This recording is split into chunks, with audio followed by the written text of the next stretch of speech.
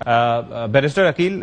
آپ کے تھاٹس اس پہ کیا ہیں؟ وہ اس بنیاد پہ کہ آپ یہ دیکھیں کہ جس طریقے سے راتوں رات خالی کیا تھا امریکہ نے یہ اڈا، یعنی کہ وہاں کے جو مقامی کمانڈرز کے تھے ان کو پتہ تک نہیں تھا کہ یہ امریکی یہاں سے چھوڑ کے جا رہے ہیں۔ اب جو ہے وہ پریزیڈنٹ ٹرمپ ایک تو وہ جو اشارہ دیتے ہیں کہ یہاں سے کچھ ہی فاصلے پہ، 1 گھنٹے کے فاصلے پہ چین جو ہے وہ اپنے نیوکلیر ہتھیار بنا رہا ہے۔ اچھا، چین کا بھی اس کے اوپر ابھی ریئیکشن سامنے ہے۔ دوسرا یہ کہ سگنیفیکنس ہے، ظاہر ہے کہ ایک اڈا جو کہ ہزاروں فوجیوں کا ایک بیس بن سکتا ہے، جو ایک مطلب یہ ہے کہ بڑا انوینسیبل قسم کا اس کا ڈیفنس ہے، لیکن یہ کہنا کہ یہ ہماری ملکیت تھی، ہم نے بنایا تھا، حالانکہ آپ کو پتا ہوگا 1950s میں پہلے سوویت یونین نے، رشیا نے اس کے اوپر کام کیا تھا، اس کے بعد پھر آہستہ جب ان کے کنٹرول میں آیا تو انہوں نے اس کو بلڈ کیا۔ تو آپ کیا سمجھتے ہیں کہ پاکستان کو اس وقت کیا سوچنا چاہیے؟ پاکستان کی اس وقت اپروچ کیا ہونی چاہیے؟ دیکھیں اشفاق صاحب، آپ نے جس طرح خود ہی ذکر کیا کہ 50s کے ٹائم پہ یہ یو ایس ایس آر یا سوویت کے جو ٹائم پہ یہ بنی ایئر بیس، اور پھر ظاہری بات ہے یہ بھی کسی سے ڈھکی چھپی بات نہیں کہ پاکستان سے اس کو کیا نقصان ہوا اور پاکستان کے خلاف بھی وہ استعمال ہوئی، اور یہ تمام تر معاملہ آپ کو بالکل پتہ ہے، یہ ایک ہسٹوریکل فیکٹ ہے جس کو ڈینائی نہیں کیا جا سکتا۔ لیکن ایٹ دا سیم ٹائم جب وار آن ٹیرر شروع ہوئی 2001 کے ٹائم پہ، تو پھر آپ کو یہ بھی معلوم ہوگا، آپ نے جس طرح خود بھی اس کا ذکر کیا کہ وہاں پہ پھر امریکہ نے اس کی ایکسپینشن کی اور وہاں پہ انہوں نے اپنے اڈے کو بنایا اور اس کے اوپر بڑا کوئی کام شام بھی کیا اور انفراسٹرکچر بھی ڈیولپ کیا۔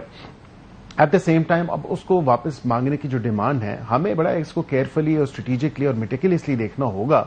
کیونکہ ہمیں دیکھیں امریکہ تو اس کا تو انخلا ہو گیا 2001 کے بعد، 2021 کے بعد۔ اب ہوا کیا؟ اب 2001 سے 2020-21 تک جب بھی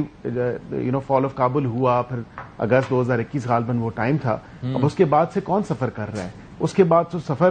پاکستان کر رہا ہے۔ اگر آپ ٹیررزم ریلیٹڈ انسیڈنٹس دیکھیں تو اس میں آپ کے جو کے پی کے صوبے میں اور بلوچستان کے صوبے میں جو ڈائریکٹلی بارڈر آپ کا افغانستان کے ساتھ شیئر کرتے ہیں دونوں صوبے، تو وہاں پہ ان دو صوبوں میں جو آپ کے ایسٹرن نیبر اور ویسٹرن نیبر کی طرف سے جو ملی بھگت سے جو شواہد ملتے ہیں، ٹی ٹی پی کے ہو گئے، ٹی ٹی اے کے ہو گئے، آئی ایس کے پی کے ہو گئے، دیگر فیکشنز کے ہو گئے، وہ تمام تر شواہد تو یہی مل رہے ہیں کہ انڈین بیکڈ، انڈین سپانسرڈ جو اسٹیٹ ٹیررزم ہے، یہ جو 13 والا واقعہ ہے یہ بھی آپ کے سامنے ہے نا، کہ باقاعدہ اسلحے کی ڈمپنگ اور اسی میں دھماکہ ہونا، یہ بھی تو ایک اس بات کی عکاسی کر رہا ہے۔ بالکل، ایبسولوٹلی، بالکل۔ اب یہی بات ہے کہ اب پاکستان تو وار آن ٹیرر کی جو جنگ تھی اس کے خلاف سیسا پلائی دیوار کی طرح کھڑا ہوا ہے، کھڑا ہوا تھا اور کھڑا ہوا رہے گا۔ جب آپ کے آپریشن ضرب عزم اور رد الفساد ہوئے تو اس ناسور سے جان چھڑوائی گئی، لیکن افسوس اس بات کا ہے کہ دوبارہ جو اس ناسور نے اپنا سر اٹھایا ہے اور جو ایک مینی فولڈ انکریز آئی ہے،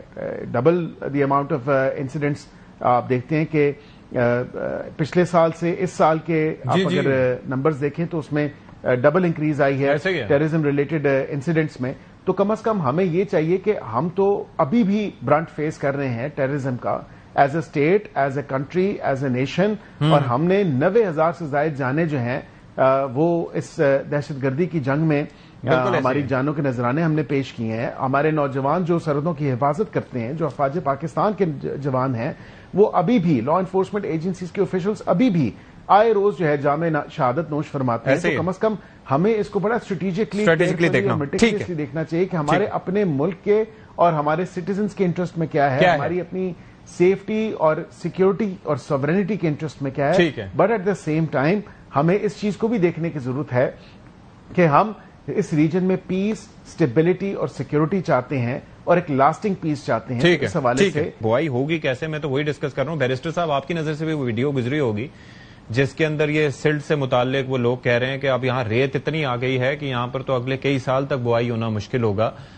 کیا حکومت کے علم میں یہ بات ہے، اور اگر ہے تو اس بارے میں کیا سوچا جا رہا ہے کہ کیا کیا جائے گا؟ دیکھیں، آلریڈی جو ہے جو کنسرن منسٹر ہیں ان کی ملاقات ہوئی ہے وزیر اعلیٰ صاحبہ سے، اور بالکل انہوں نے جو ویٹ پالیسی ہے اس کے حوالے سے بھی جو گزارشات تھیں فیڈریشن کے حوالے سے وہ کی، اور جو میکسیمم ریلیف ہوگا کسانوں کو فراہم کرنا، بیکاز آبویسلی ایک ڈیفیکلٹ پیریڈ رہا ہے۔ وی مائنڈفل آف دا فیکٹ کہ یہ سیلابی جو سچویشن تھی، جو ڈیزاسٹر آیا ہے سیلاب کی وجہ سے، تو اس میں بالکل اس چیز کو دیکھنا ہوگا اور ہمیں فارمر لیڈ پالیسیز جو ہیں اور فارمر فرینڈلی پالیسیز جو ہیں وہ لانے کی ضرورت ہے، اور بالکل ان کو جو آپ نے ریلیف فراہم کرنا ہے، ویدر تھرو پالیسی، تھرو جو ٹارگیٹڈ آپ سبسڈی ہے اس حوالے سے، یا دیگر جو چیزیں ہیں جو اقدامات اٹھانے ہیں، تو پنجاب حکومت اور جو کنسرن ڈپارٹمنٹس ہیں ود ان پنجاب گورنمنٹ وہ بالکل اس کو دیکھے ہوئے ہیں اور اس کو اسٹڈی کر رہے ہیں، تاکہ فارمرز کو جو نقصان ہوا ہے اس کو کم از کم کسی حوالے سے ان کی کوئی کمپنسیشن کی جائے اور اس معاملے کو ایڈریس کیا جائے، کیونکہ یہ سیلاب تو پورے اس ایریا سے گزرا ہے۔ تو بالکل صوبے پنجاب کی حد تک تو ایک نیشنل لیول پہ پالیسی ہے جو آلریڈی کنسرن جو وزیر ہیں رانا تنویر صاحب، ان کی آپ کی نظر سے گزری ہوگی، ایک ملاقات ہوئی ہے وزیر اعلیٰ سے معاملے کے اوپر، جی تو اس کے بعد بھی ہم پنجاب حکومت کے تھرو بھی انشاءاللہ کوشش کریں گے، انشاءاللہ لیٹس سی کہ واٹ ہیپنز، بیکاز بڑا چیلنج ہے، بڑا مسئلہ ہے، اور